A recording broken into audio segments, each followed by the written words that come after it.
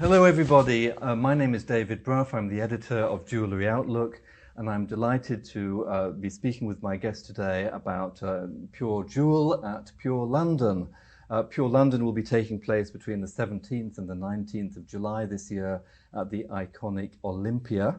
I'm very pleased to be joined by Gloria Sandrucci, who is the show director for Pure London. Hi Gloria, how are you today? Hi David, very well, thank you. Good, and to by see you. Andrew Martynuk, who is head of jewellery. Hello Andrew. Hi David, good to see you. Excellent, and last but definitely not least, Lindsey Straughton, who is head of communications at the National Association of Jewellers. Hi Lindsey. Good afternoon. So today we're going to introduce Pure Jewel at Pure London. Pure Jewel is a new concept at the Pure London show. Gloria, what is Pure Jewel? Pure Jewel is a destination area that we are creating this time for the return of Pure London in July.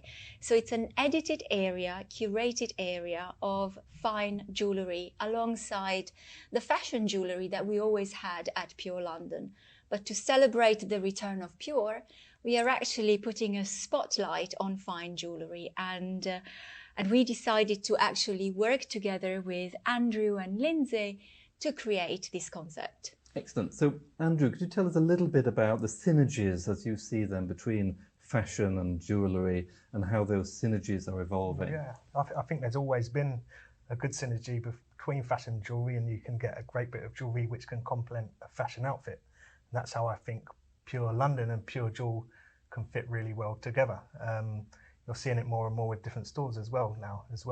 Jigsaw, Wolf and Badger, they have fashion, but they have jewellery and finer jewellery as well. So that's the way you can see things moving forward. There's lots of jewellery brands and fashion brands doing collaborations. You see more and more as well. So that's what's exciting, and I can see that going further and further forward.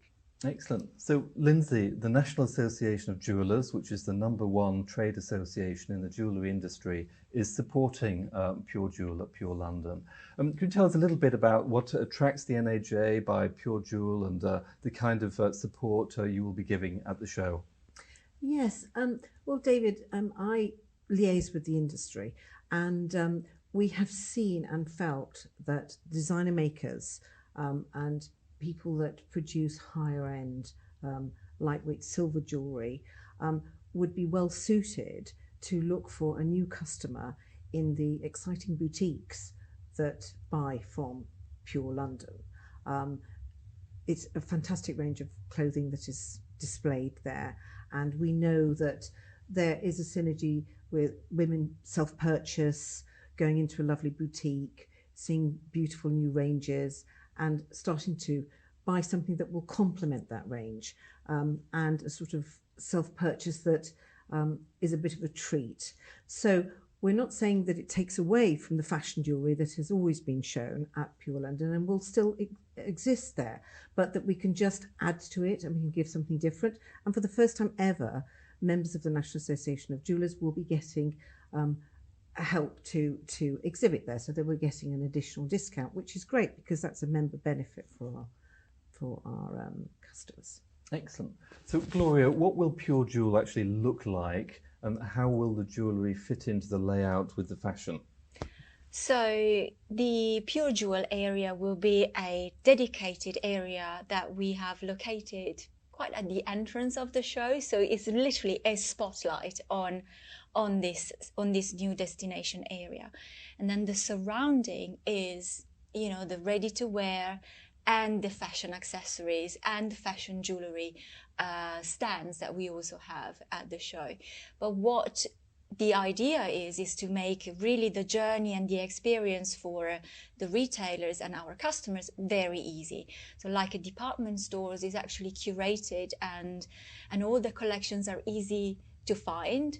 The same will happen at Pure London and Pure Jewel. Yeah. Andrew, in terms of the exhibitors who will be present at Pure Jewel, will there be a number of sort of cutting-edge jewellery designers presenting new collections? And do you see Pure Jewel essentially as being a showcase for trends within the jewellery industry? Yeah, 100%. So part of my history in jewellery is I want to champion younger designers, cutting edge, whether they're from the UK, which is very important, and internationally as well. So you'll see a mixture of people from overseas, one's from the UK, and we've got some exciting news coming soon, which will be out in a press release about a trends agency, which are based over in Paris, aren't they? Correct. So yeah, there'll be a big focus on trends. We'll have different talks and seminars, catwalks, which will have a focus on fashion, but there will be that jewellery side and element as well, where we're pushing pure jewel. And Lindsey, how will the NAJ, as the leading trade association within the jewellery industry in the United Kingdom, be reaching out to encourage participants in the industry to take part in Pure Jewel? How will the NAJ reach out to potential buyers and exhibitors? And will you be using social media and the latest communications tools? Yes, our marketing team will definitely be using social media. Our editor, Belinda Morris, will be writing a preview, which will be seen in the Jeweller magazine, which will go to all of our members. And we will have that online on our website, which is really a highly visited website. We'll also be trying to link trends with people who are exhibiting and push that so that visitors can make those links very easily and pick up perhaps the colour, because there's a trend for colour at the moment in jewellery, and there will definitely be colour shown at the exhibition, which will link in with forward focused trends. So Andrew, in your vision for the show, do you see sustainability as a key theme running through this event? 100%. I think it's, for the whole show, it's a big Absolutely. factor and talking point. And I think it is in the industry for people I'm speaking to at the moment. I was in Copenhagen recently. We hope to put that across in the seminars and have some designers there that have got a focus on sustainability as well. So. And Lindsey, what are your thoughts generally about the importance of sustainability within the UK jewellery industry?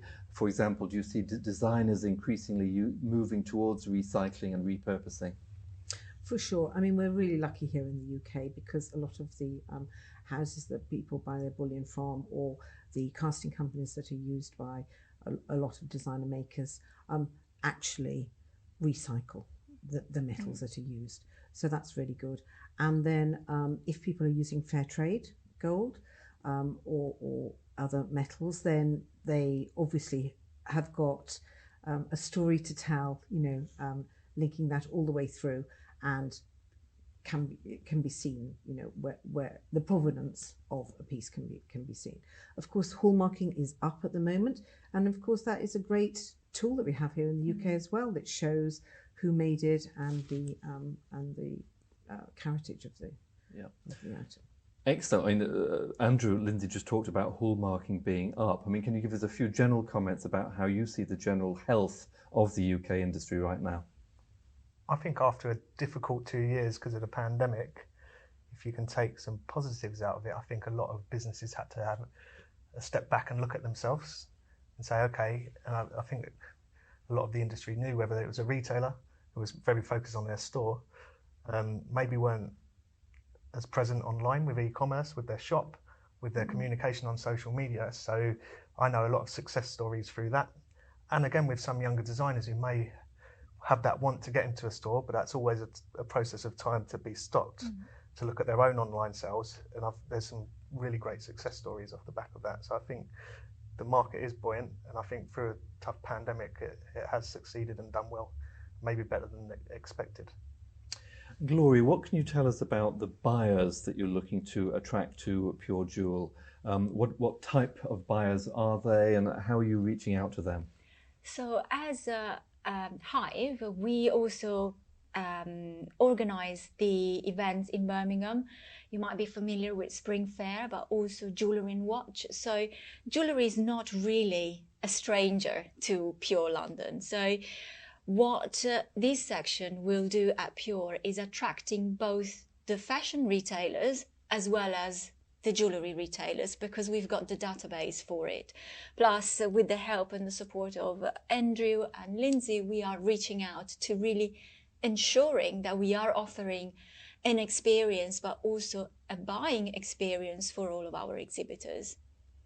So Andrew, can you elaborate a little bit about that in terms of the kind of efforts you're making to attract buyers and the type of buyers you're looking to attract? Are you also looking to bring in buyers potentially from overseas, from Europe, for example? And are you contemplating any kind of VIP program for buyers?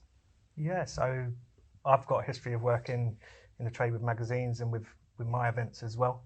So we're looking at the usual suspect department stores, whether that's a Selfridges or Liberty, who I've got relationships with. We're working with the independents, the department stores, the buying groups, with Lindsey at the NAJ. And yeah, internationally as well, I've got relationships with different stores in Paris and internationally. We're going to have a program as well where we can support them with their travel. And if they need help with the hotel as well, we'll be able to put the buyers up in the hotel. So that it's really making sure that they're there for the exhibitor and getting the right people right on their doorstep. And Lindsey, how will the NAJ help to bring buyers into Pure Jewel? Well, we will be there in the background, you know, being supportive and spreading the word, as it were. But yes, we have links with various exhibitions and various overseas exhibitions as well, and have made contact with quite a few overseas buyers. So the fact that there will be a buyer program is really good news, and I think that support to get people over initially and see what there is, you know, is money well spent, because it's about building a future. It's about the passion coming back into everything, and it's fantastic that we've got exhibitions again and we can travel again, and I think people are keen to see new things and experience new things. Gloria, the venue is Olympia, a very iconic location for such a trade fair. Can you tell us a little bit about Olympia, and also how people can get to Olympia, particularly say potential overseas visitors flying into an airport like Heathrow, how they get there, and the kind of facilities that Olympia will offer at the show? Sure. Olympia is a very special venue for fashion, but also for jewellery. For fashion, because Pure London has been held at Olympia for over 25 years. So, as you can imagine, is really a very well-known destination for the fashion retailers, but also for the jewellery industry, because International Jewellery London used to take place at Olympia.